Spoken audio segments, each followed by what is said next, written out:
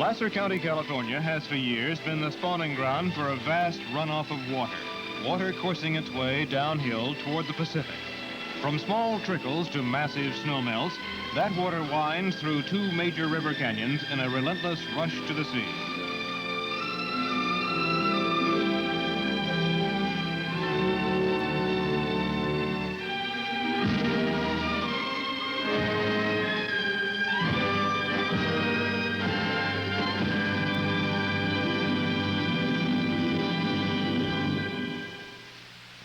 The people of Placer County, through their own water agency, have harnessed their water in a multi-purpose endeavor, the Middle Fork American River Project.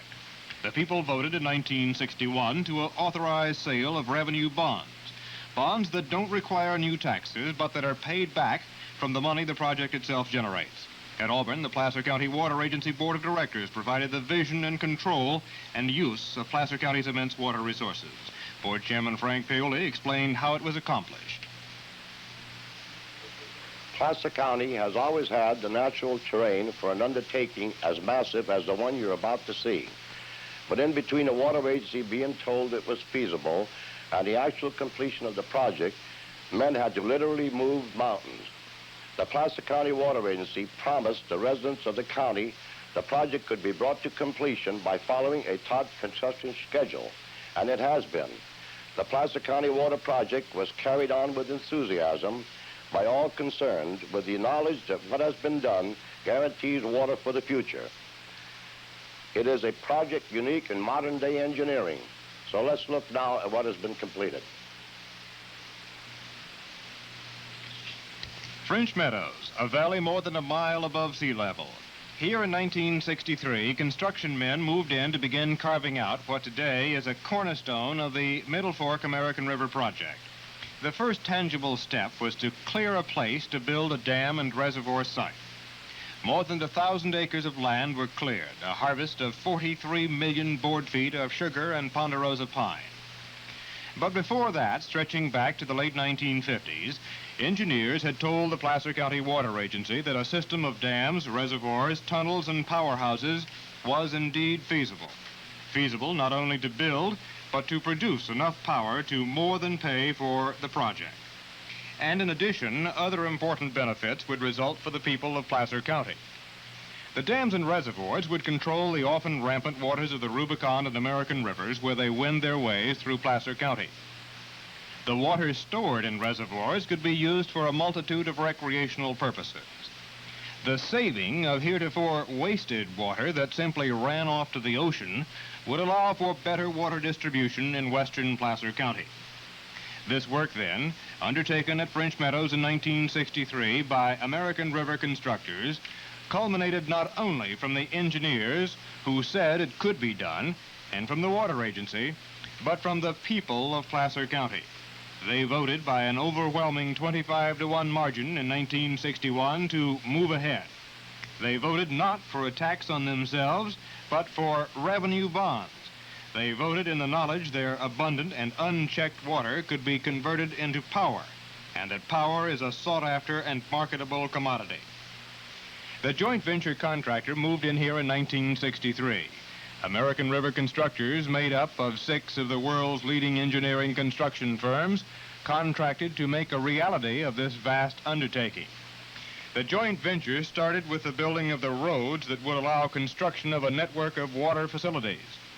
By using reservoirs, tunnels, penstocks, and power plants in the correct manner, the water could be channeled gradually downhill. Its movement could be controlled in such a fashion as to effectively produce power the year round. The power could then be sold to pay for the costs of construction. And when that is paid for, the power revenue could go to the citizens of Placer County. The water agency, early in the project, found a willing buyer, the Pacific Gas and Electric Company. It contracted with PG&E for almost $6 million worth of power annually.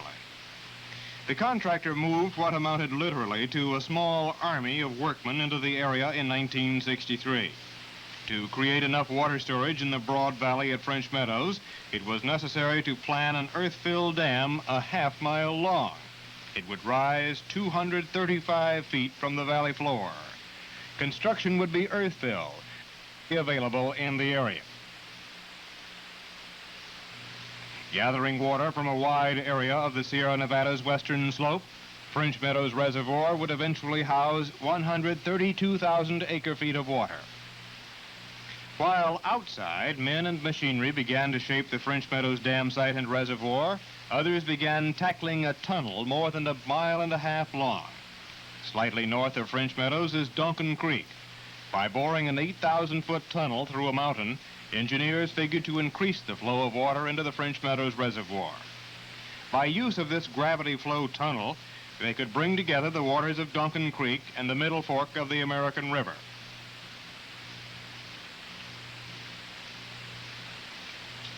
The excavation necessary for tunnel work requires a highly specialized worker. Rail systems and ore cars are also needed. But unlike the winter-shortened outdoor construction season at this altitude, tunnel work could be carried on most of the year. The project would eventually need 25 miles of tunnels, most of them in excess of 13 feet in diameter. Work on most of the tunnels was begun in 1963. By the spring of 1964, 3 of them had been holed up. This tunnel was completed by mid-March 1964, 3 months ahead of a closely watched construction schedule. Outside, work to build up French Meadows Dam continued at a feverish pace. When the base of the dam was ready to receive concrete, a special batch plant was set up nearby. Fresh concrete was poured into forms on an around-the-clock basis. Night and day, huge trucks were in constant motion.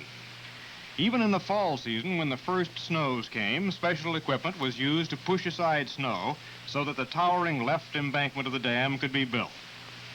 By this point, the French Meadows Valley had been completely transformed from a heavily timbered meadow, one that had been known primarily to outdoorsmen, hunters, fishermen, and others. There is a very specific set of steps necessary to construct a dam. First, the core, fixed in place, including bedrock of the mountain. Then, impervious material. 600,000 tons of clay-like soil was moved into place by man and machine at French Meadows. The goal of 4 million cubic yards of material of all kinds placed in the dam in a pre-planned order and on a specific timetable. During the prime weather season, men on the Middle Fork project worked double and triple shifts, often 7 days a week, to take advantage of the short season. The job at French Meadows was basically finished in 2 working seasons, 1963 and 1964. But while work at French Meadows led to completion of the dam there, workmen had also begun to build the other necessary facilities at other key pre-planned places on Placer County's share of the Sierra Nevada's western slope. An area 4 miles southeast of French Meadows is aptly titled Hellhole, a precipitous canyon carrying the waters of the Rubicon River. Hellhole's waters would be increased by using a 13,000-foot tunnel and bringing to it water from the French Meadows Reservoir. This area was so remote that entire new roads had to be carved from steep mountainsides to bring in equipment. Vast timber had to be cut back in the Hellhole area so that the natural channel could house a dam.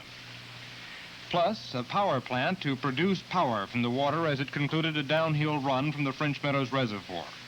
Powerful monitors washed away all material except granite boulders that were quarried from the spillway area and which were to serve as the backbone of the high dam. A dam that would rise over 400 feet from the floor of the Rubicon River. But Hellhole is far from the end of the project. Water here still must travel downhill through another 3 power plants before its course is complete in Placer County. Work continued on an around-the-clock basis in carving a 10-mile tunnel leading west from Hellhole. This area, Long Canyon, required a small railroad in miniature. To be built were a tunnel 55,000 feet long, 13 feet in diameter, to carry water to the west, and yet another penstock. The tunnel would have 2 segments with a break for daylight about halfway through. This would allow for 4 separate tunneling operations. The train's ore cars made endless sorties into the rocky interior of the mountain to bring out and dump their heavy loads. Tunnel builders seldom had taken on a job of such magnitude, but they stayed with a timetable that called for completion of the tunnel by the middle of 1965. This tunnel would lead the water to more drops and hydroelectric facilities at lower elevations. Far to the west, work began in late 1963 at a place called Ralston on a power plant that would house a single power turbine. That turbine, though, has the capability today of developing 88,000 kVAs. The rugged terrain here allows engineers to drop the water through a penstock 1,600 feet to the power plant and its turbine. The task of constructing power plants in relatively remote locations, most always along the rivers of the county, is not an easy one. Often it was necessary to divert the flow of the river temporarily to allow construction of plant facilities. It is here that the water used for hydroelectric purposes is returned to the middle fork of the American River to flow onward downhill and join with the water of the North Fork of the American River. An integral part of the project was the necessity for workmen to blast away at the granite faces of rock they encountered. Here at Oxbow, specialized, rugged men used explosives to do the job. They first drilled holes in what they wanted brought down and carefully placed charges in these holes. This setting at Oxbow was the scene of great activity in 1964. The explosions of dynamite charges echoed through the Sierra Nevada in 1963 and 64 as the contractor continued the water agency's plan to harness the waters of Placer County. The great unevenness which marks the flow of any of the rivers originating in California Sierra Nevada dictated special problems for the planners of the Placer County Water Project. The massive snowpack that accumulates each winter often melts and runs off very rapidly. By late summer and early fall, these same rivers are reduced to small streams. To even out the flow of the water from east to west and to have water produce power year-round required construction of dams for afterbays, facilities needed for holding water for maximum use. A concrete dam at Ralston, relatively small when compared with the massive structures needed at French Meadows and Hellhole, would serve the purpose adequately. Thus, again, manufacturing concrete plants at the site was necessary, and the smaller dam took shape during the 1964 construction season. Other devices for absolute water control and power purposes dot the rugged western face of the Sierra Nevada. The Interbay Dam and Reservoir, then yet another 7-mile tunnel, dropped the water to the Ralston Afterbay. Along the way, power plants are strategically located to exact from the rapidly falling water supply the hydroelectric energy to make the Middle Fork American River project a reality. Almost right at Auburn is one of the last uses of the Placer County water system. Early in the project, work was started on a giant pumping plant, one designed to extract water from the American River and push it through a 3-mile tunnel. Once on the other side of the ridge, it will be available for use by various entities in the western portion of Placer County. By August of '66, workmen had completed the penstock and powerhouse at Middle Fork. Shortly thereafter, the largest power producer in the project was successfully tested. The twin turbines here would turn out a continuous stream of kilowatts easily marketable in a growing California. Nearby, a smaller water storage area was required, and workmen used a relatively narrow stream bed to construct Interbay Dam, reaching 236 feet across the river. Its purpose is to check the fast flow of water from upstream and level out downstream releases.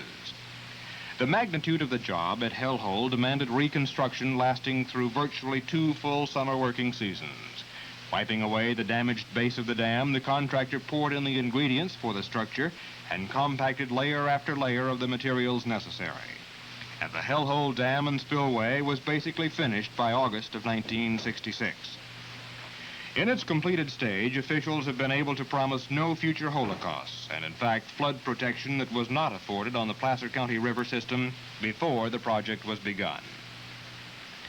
Near the western perimeter of the Middle Fork project, the plans call for a tunnel to transport water from an afterbay through a mountain and again move it through a power plant.